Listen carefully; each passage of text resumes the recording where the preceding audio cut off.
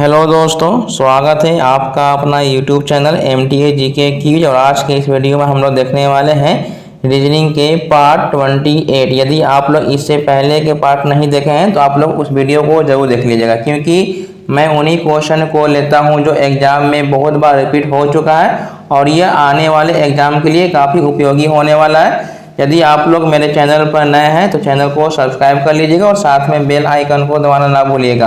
और वीडियो को शुरू से लास्ट तक देखिएगा, क्योंकि मैं सारे क्वेश्चन में सारे कॉन्सेप्ट आपको बता देता हूं। तो वीडियो को शुरू से लास्ट तक देखिएगा, तभी आपका जो है रीजनिंग काफ़ी अच्छे तरीके से सुधार हो जाएगा।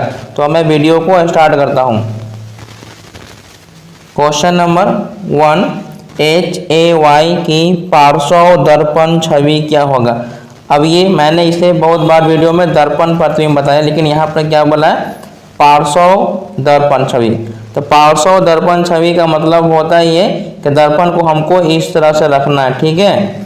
पार्श्व का मतलब ये होता है इस तरह से हमको दर्पण को रख देना है, और यहाँ पर ये हमारा HAY है, ठीक है। पार्श्व का मतलब राइट और लेफ्ट ही होता है, इसमें हम HAY को रख दिया। मैंने क्या बताया है कि जो राइट में होता है वो लेफ्ट में चला जाएगा और जो लेफ्ट में होता है वो राइट में होता है। एक चीज़ याद रखिएगा, जो दर्पण के जितना नज़दीक होगा वो नज़दीक ही रहेगा, जो जितना दूर होगा उतना दूर रहेगा। तो ये जो है अब YAH इस तरह से पलट जाएगा। अब बस देखना है कि राइट और लेफ्ट करना है, ठीक है, राइट और लेफ्ट करना है। तो ये हमारा दर्पण है, ठीक है। ये हमारा दर्पण की जगह HAY रख देंगे। तो कहने का मतलब मैंने क्या बताया, जो नज़दीक है वो नज़दीक ही रहेगा। तो Y सबसे नज़दीक है, तो ये Y जस्ट के जस्ट रहेगा, A के A रहेगा, H का H रहेगा। ये हमारा आंसर आ जाएगा। देखेंगे कौन में सही है, YAH। तो ये नहीं होगा, ये भी नहीं होगा, ये भी नहीं होगा, यानी ये वाला सही है। तो ऑप्शन नंबर A इसका राइट आंसर है। तो मैं उम्मीद करता हूँ आप लोग समझ गए होंगे। जब भी दर्पण प्रतिबिंब में कोई भी अल्फ़ाबेट का अगर प्रतिबिंब बताना हो तो जो नज़दीक होता है उसका आंसर भी नज़दीक होगा, जो दूर रहता है वो दूर रहता है, क्योंकि राइट वाले लेफ्ट में, जैसे ये हमारा राइट में है तो ये कहाँ हो गया, लेफ्ट में हो गया। तो मैं उम्मीद करता हूँ आप लोग अच्छे तरीके से समझ गए होंगे। तो अब मैं बढ़ता हूँ अगले प्रश्न की ओर। क्वेश्चन नंबर 2, निम्न विकल्पों में से उपरोक्त आकृति के दर्पण प्रतिबिंब का चयन करना है। ये आपको दर्पण प्रतिबिंब बताना है। तो मैंने क्या बताया है, दर्पण प्रतिबिंब में जो राइट में होता है वो लेफ्ट में चला जाता है और जो लेफ्ट में होता है वो राइट में चला जाता है। ऊपर वाले वस्तु ऊपर में रहता है और नीचे वाले वस्तु नीचे में रहता है। तो जैसे कहने का मतलब ये नीचे है तो ये नीचे ही रहेगा, लेकिन ये हमारा लेफ्ट साइड में है और ये हमारा राइट साइड में है, तो ये वाला इधर आ जाएगा। तो कहने का मतलब है ये हमारा कहाँ चला जाएगा, राइट साइड में चला जाएगा। तो ये राइट साइड में है, ठीक है। ये गलत है, ये गलत है, क्योंकि ये लेफ्ट में है। अब उसके बाद देखिए ये हमारा राइट साइड में है तो ये लेफ्ट में होना चाहिए, लेकिन ये राइट का राइट दिया हुआ है तो ये मेरा गलत हो जाएगा। तो ऑप्शन नंबर A इसका राइट आंसर है। तो मैं उम्मीद करता हूँ आप समझ गए होंगे। तो मैं बढ़ता हूँ अब अगले प्रश्न की ओर। क्वेश्चन नंबर 3, निम्न आकृति में कितने त्रिभुज हैं। तो एक चीज़ याद रखिएगा, जब यदि आपको ये त्रिभुज दिया हुआ है, इसके बीच में कहीं भी दो भाग में बांट देंगे, तो पहले एक था तो ये 1 2 एक बड़ा सा कितना हो गया, 3। यदि एक त्रिभुज को अगर दो भाग में बांट देंगे तो वो 3 बन जाता है। तो इसमें टोटल कितना हो गया, 3। तो उसी प्रकार से ये हमारा 3 हो गया, 3 ये हो गया, 3 + 3 और कौन सा बच गया, 1 2 3 4 और बच गया। तो 3 और 3 6, 6 और 4 कितना हो गया, 10 हो गया। तो इस क्वेश्चन का राइट आंसर कितना हो जाएगा, option number C। Next question number 4, निम्न आकृति में कितने त्रिभुज है। तो मैंने अभी आपको क्या बताया कि एक त्रिभुज को यदि आप दो भाग में बांट देते हैं तो उसमें टोटल आपको 3 त्रिभुज बन जाते हैं। जैसे ये हमारा बड़ा सा था, ठीक है, तो इसको 3 भाग में बांटा, 2 भाग में बांटा, तो ये बन गया मेरा 3 त्रिभुज, इसमें बन गया। उसके बाद इसमें हमारा 3 त्रिभुज बन गया, ठीक है। नहीं तो इसको सिंपल सा हम छोटा छोटा पहले गिन लेते हैं, 1 2 3 4 5, ये हमारा छोटा वाला 5 हो गया। उसके बाद ये बड़ा सा ये लेंगे तो 5 1 6, 6 1 7 हो गया, 7 1 8 हो गया और 8 1 9 हो जाएगा। तो टोटल कितने हो जाएंगे मेरे 9 हो जाएंगे। ऑप्शन नंबर ए इसका राइट आंसर है। तो मैं उम्मीद करता हूँ आप लोग खुद से भी त्रिभुज काउंटिंग कर सकते हैं, तो आप लोग खुद से ट्राई करिए। यदि आपका आंसर इन चारों ऑप्शन में से आ जाता है तो अपना आंसर कमेंट बॉक्स में जरूर करिएगा।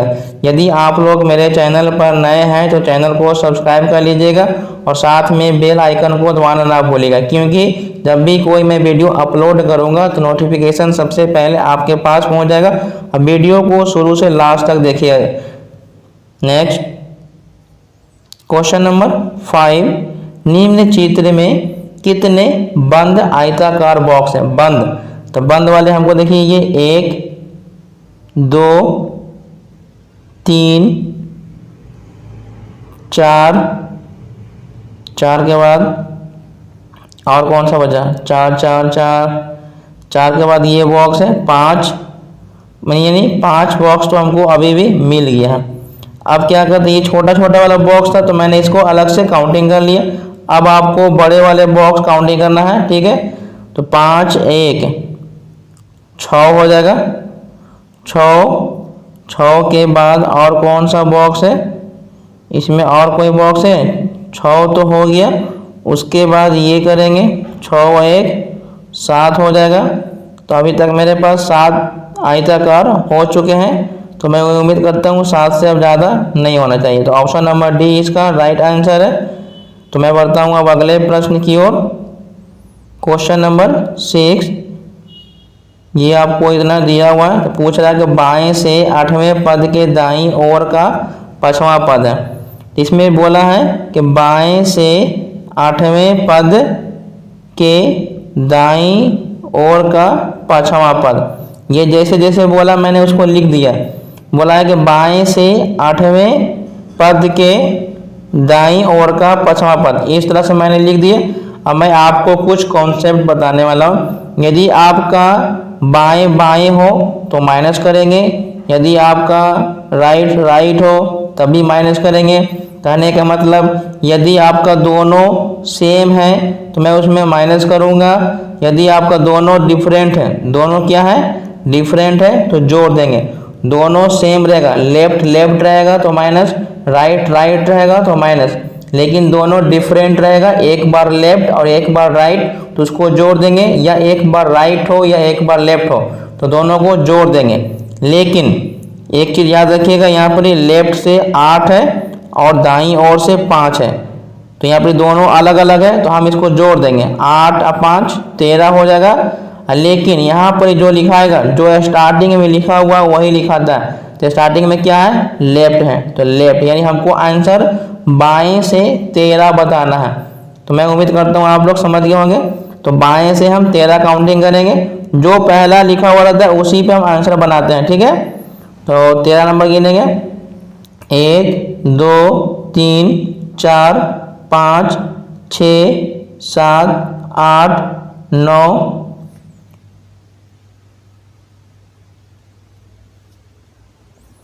मैं यहाँ पर लिख लेता हूँ, ये 4 W X Z 8 Q P O J 6 G T M V E H, यहाँ बीच में U है, H के बाद 5 3 B है। तो इसमें क्वेश्चन में क्या था कि बाएं से 8वां और दाईं ओर से 5वां। तो मैंने क्या बताया कि जब दोनों अलग रहेगा तो जोड़ देंगे और जो स्टार्टिंग में रहता है उसी को लिखेंगे, यानी बाएं से 8 5 13। तो हमको बाएं से 13 काउंटिंग करना है, 1 2 3 4 5 6 7 8 9 10 11 12 13। 13 में क्या आया मेरा? M। ऑप्शन नंबर डी इसका राइट आंसर है। नेक्स्ट क्वेश्चन नंबर 7, इसमें भी आपको वही पैटर्न दिया हुआ है। पूछ रहा है उपयुक्त श्रृंखला में दाएं से 8वें पद के बाईं और 5वां पद क्या होगा। तो पहले मैं आपको लिख लेता हूँ। तो सेम उसी प्रकार से वही क्वेश्चन है कि दाईं ओर से कितना है 8 है और बाईं ओर से 5 है। तो जो स्टार्टिंग में रहता है वही लिखेंगे, ये मेरा 8 हो जाएगा, इसको जोड़ेंगे तो 8 5 13, यानी इस बार हमको दाहिने तरफ से काउंटिंग करेंगे। तो दाहिने तरफ से काउंटिंग करिए, मेरा हमको दाहिने तरफ से काउंटिंग करना है, मतलब कि इस तरह से काउंटिंग करना है। तो 13 नंबर पे काउंटिंग करिए, 1 2 3 4 5 6 7 8 9 10 11 12 13। 13 नंबर पर अगर हम इस तरह से काउंटिंग कर रहे हैं तो हमको ओ आ रहा है। कितना आ रहा है? ओ। तो ऑप्शन नंबर ए इसका राइट आंसर है। मैं उम्मीद करता हूँ आप लोग समझ गए होंगे। तो मैं बढ़ता हूँ अब अगले प्रश्न की ओर। क्वेश्चन नंबर 8, उपरोक्त व्यवस्था में कितने ऐसे प्रतीक हैं जिनके तुरंत पहले एक अक्षर है और तुरंत बाद एक संख्या नहीं है? तो ये आपको पहचानना है। तो मैं यहाँ पर लिख लेता हूँ पहले, P 3 R I M J 3 Q, percentage के बाद है W, और W के बाद है एट द रेट के बाद सेलेस N dollar E 5 X Y 1 hash 8। मैं यहाँ पे लिख लिया ताकि आपको आसानी से समझाया सके।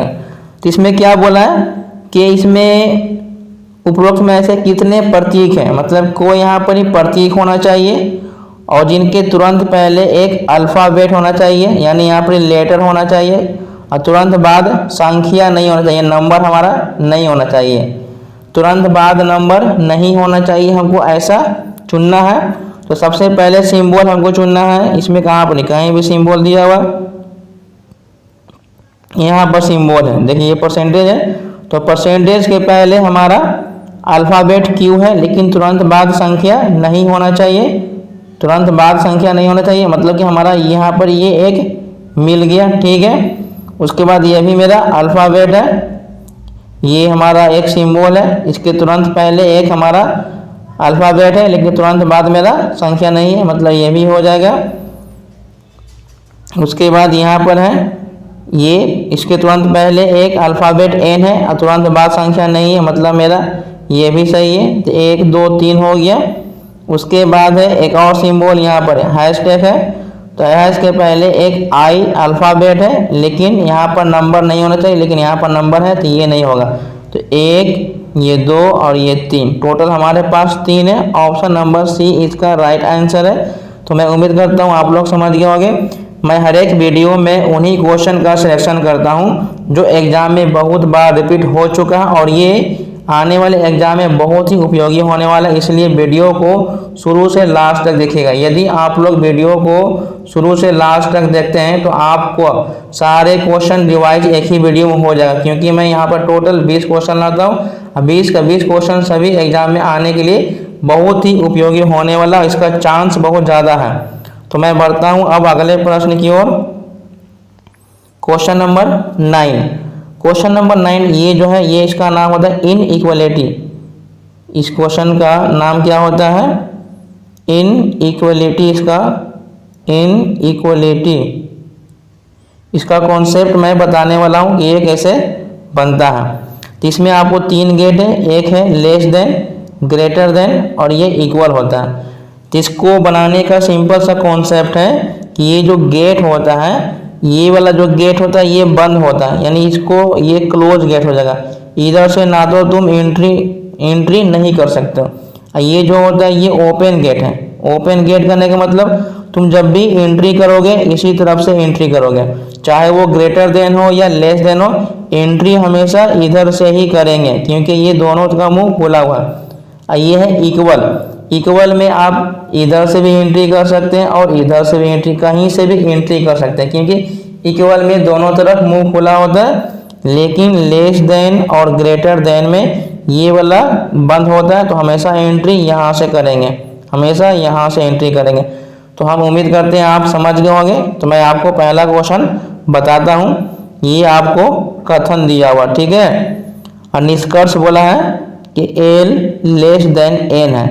तो मैंने क्या बताया, क्वेश्चन में आपको ये निष्कर्ष दिया हुआ है, तो हम इसका कैसे निकालेंगे। तो ये जो n है ना, n एंट्री करेगा, ठीक है, n एंट्री करके l तक किसी तरह पहुंच जाता है। एंट्री अगर गेट करते हैं और जहां पर दिया हुआ क्वेश्चन यदि आप लोग वहां पहुंच जाते हैं तो आपका निष्कर्ष सही हो जाएगा। तो निष्कर्ष क्या है कि n जो है वो एंट्री करके कहाँ तक पहुंचेगा, l तक पहुंच जाएगा। यदि वो l तक पहुंच जाता है तो आपका क्वेश्चन सही है। तो हम देखेंगे n कहाँ पर है, यहाँ मेरा n है, तो n से हम m तक चले जाएंगे क्योंकि मुंह खुला हुआ है। तो n से m गए, m से r गए, r से l गए, यानी पहला निष्कर्ष मेरा सही है। उसके बाद दूसरा निष्कर्ष दिया हुआ k ग्रेटर देन m, यानी हमको अभी k से m तक जाना है, k से m तक, तो ये मेरा k है, तो k से हम n गए, n से m यानी पहुंच गए, दूसरा भी निष्कर्ष सही है। तीसरा है r लेस देन n, यानी हमको n से r तक जाना है, तो n से m पहुंच गए, m से r पहुंच गए, यानी तीसरा भी निष्कर्ष क्या है, हम वहां पर पहुंच गए। इसका मतलब है कि तीनों निष्कर्ष मेरा सही है, तो ऑप्शन नंबर बी इसका राइट आंसर है। तो मैं उम्मीद करता हूं आप लोग अच्छे तरीके से समझ गए होंगे। तो मैं बढ़ता हूं अब अगले प्रश्न की ओर। क्वेश्चन नंबर 10, इसमें आपको निष्कर्ष क्या दिया हुआ है, S less than equal you. अब यहाँ पर हम जिधर मेरा मुंह खुला रहता है ना उसी से काउंटिंग करते हैं। तो u को कहाँ तक पहुँचाना है, s तक, u को s तक पहुँचाना है। तो ये देखिए u है, तो इस तरह से जाएगा, u से p पहुँच गया, p से s तक पहुँच गया, यानी u से p गया, p से s गया, पहुँच गया ना, तो पहुँच गया। इसका मतलब कि पहला निष्कर्ष मेरा सही है। उसके बाद है v से लेकर p तक, ये कहीं भी एंट्री कर देना है, v को p तक पहुँचाना है या p को v तक पहुँचाना है। तो यहाँ पे देखिए p से s गए, s से v गए, यानी दूसरा भी निष्कर्ष मेरा सही है। तीसरा निष्कर्ष है s से हमको v तक जाना है, तो s से v तक पहुंच गए, यह भी मेरा निष्कर्ष क्या हो गया, सही हो गया। अब इसमें मैं आप लोगों को कुछ और कॉन्सेप्ट बताने वाला, इतना तो समझ में आ गया, सब में पहुंच गया, लेकिन एक चीज़ याद रखिएगा कि ग्रेटर देन और एक होता है ग्रेटर देन इक्वल, एक होता है लेस देन इक्वल। तो कहने का मतलब ये दोनों में प्रायोरिटी हम किसको देंगे, तो प्रायोरिटी हम इसको देंगे। ये दोनों में प्रायोरिटी किसको देंगे, तो हम प्रायोरिटी इसको देंगे, ठीक है। तो इतना समझ गए होंगे। तो अब मैं इसी को फिर से रिपीट करने वाला हूँ, तो इसको ध्यान से देखिएगा। ये एस से हम यू से कहाँ तक जाना है, एस, तो यू से पी गए, पी से एस गए, यानी हमको ये वाला प्रायोरिटी मिल गया। तो पहला तो हमारा एकदम सही है। उसके बाद v से p तक जाना है, तो ये v से s गए, यहाँ से नहीं जाने, क्लोज हो गया, तो दूसरा मेरा गलत हो गया।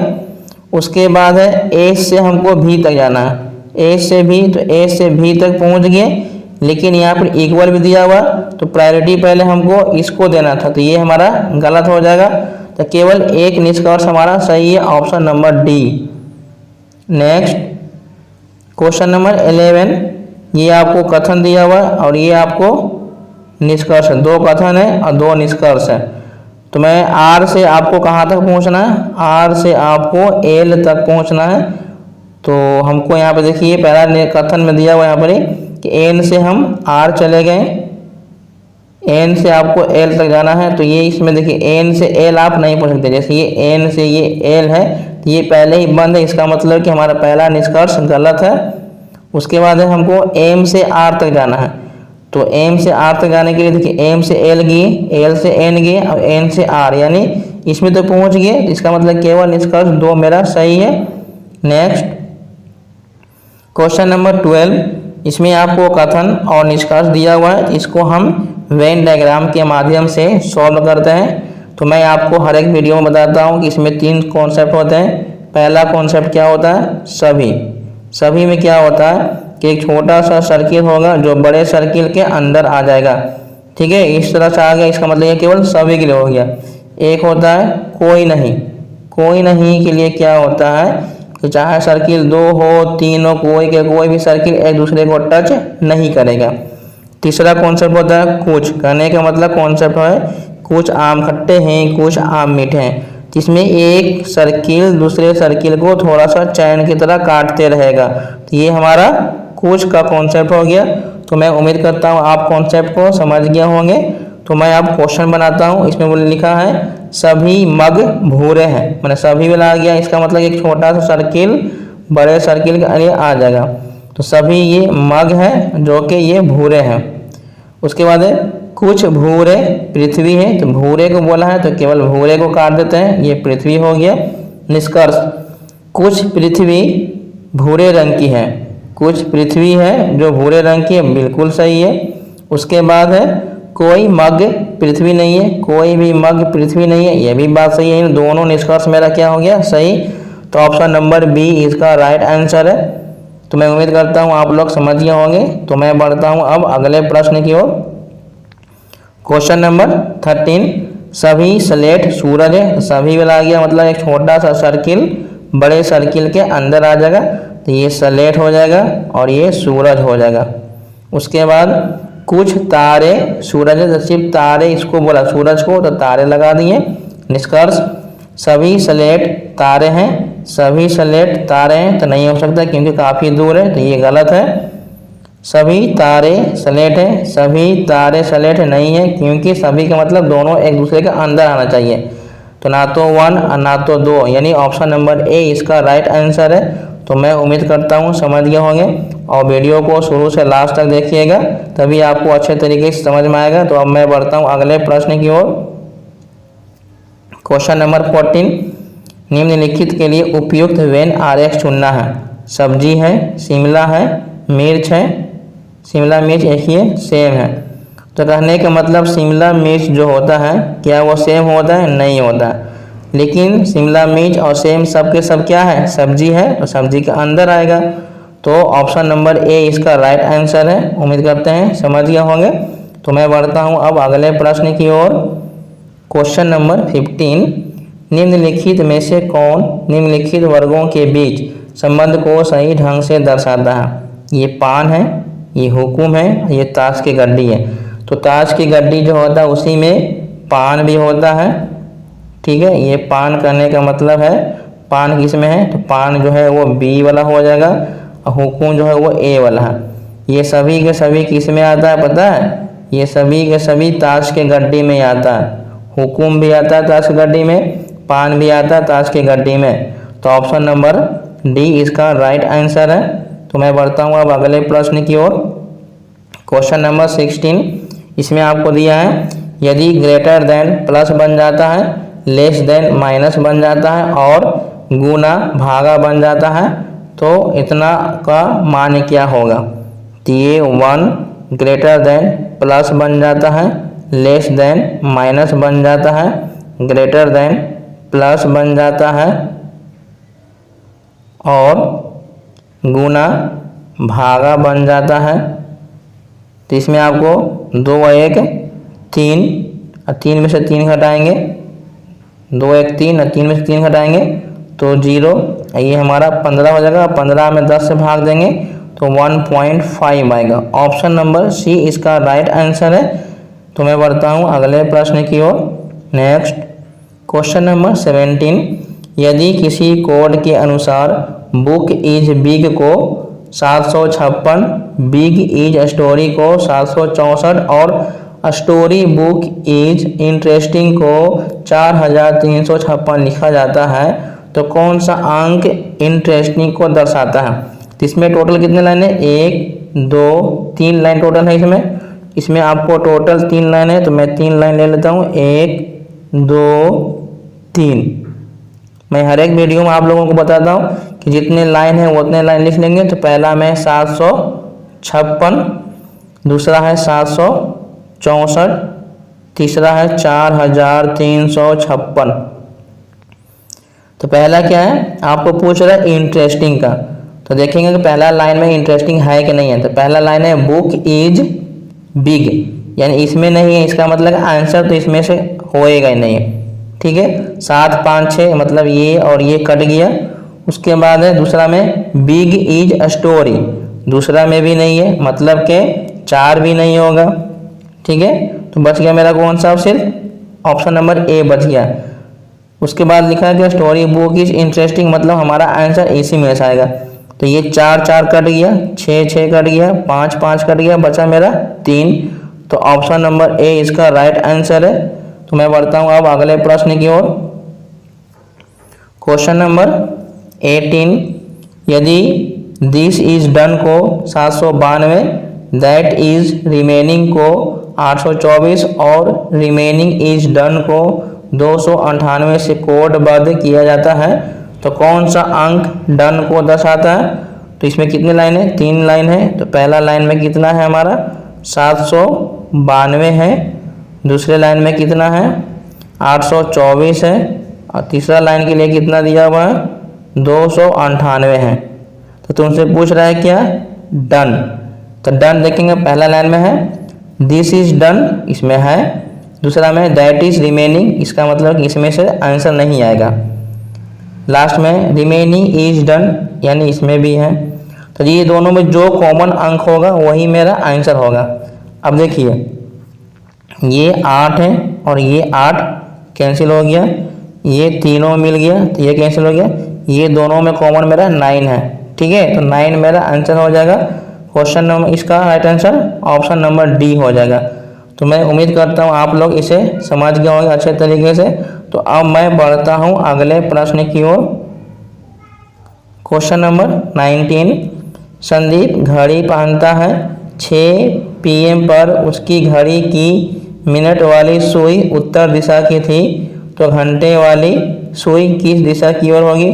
तो 6 बजने का मतलब है कि ऊपर 12 होता है और नीचे 6 होता है, तो सीधे सीधा ऐसे रहेगा। ठीक है, तो बोला है क्या कि मिनट वाली सुई हमारा ऊपर है, तो ये उत्तर की ओर होगा, तो ये दक्षिण की ओर हो जाएगा मेरा घंटा वाला। तो ऑप्शन नंबर सी इसका राइट आंसर है, क्योंकि ये सीधा होता है। ठीक है, ऊपर अगर नॉर्थ है तो नीचे मेरा साउथ होगा। तो मैं बढ़ता हूँ अब अगले प्रश्न की ओर। क्वेश्चन नंबर 20, इस वीडियो का ये लास्ट क्वेश्चन है। तो मैं उम्मीद करता हूँ कि आप लोगों ने वीडियो को बहुत अच्छे तरीके से शुरू से लास्ट तक देखा है। और मैं आपसे एक रिक्वेस्ट करना चाहता हूँ कि यदि आप लोग मेरे चैनल पर नए हैं तो प्लीज़ चैनल को सब्सक्राइब कर लीजिएगा और साथ में बेल आइकन को दबाना ना भूलिएगा, क्योंकि जब भी कोई मैं वीडियो अपलोड करूं तो नोटिफिकेशन सबसे पहले आपके पास पहुंच जाना चाहिए। तो क्वेश्चन नंबर 20, ये आपको लिखा हुआ कोड को पूरा करना है। बी का संबंध 8 से है, तो सी का संबंध क्या होगा? तो मैं हर एक वीडियो में बोलता हूँ और मैं इस वीडियो में आप लोगों को बोल रहा हूँ कि जितने भी अल्फ़ाबेट होते हैं, ए से लेके जेड तक अल्फ़ाबेट होते हैं, तो उन सभी का नंबर आपको याद रखना है और उनका अपोजिट लेटर भी याद रखना है कि ए का अपोजिट लेटर क्या होता है, बी का क्या होता है।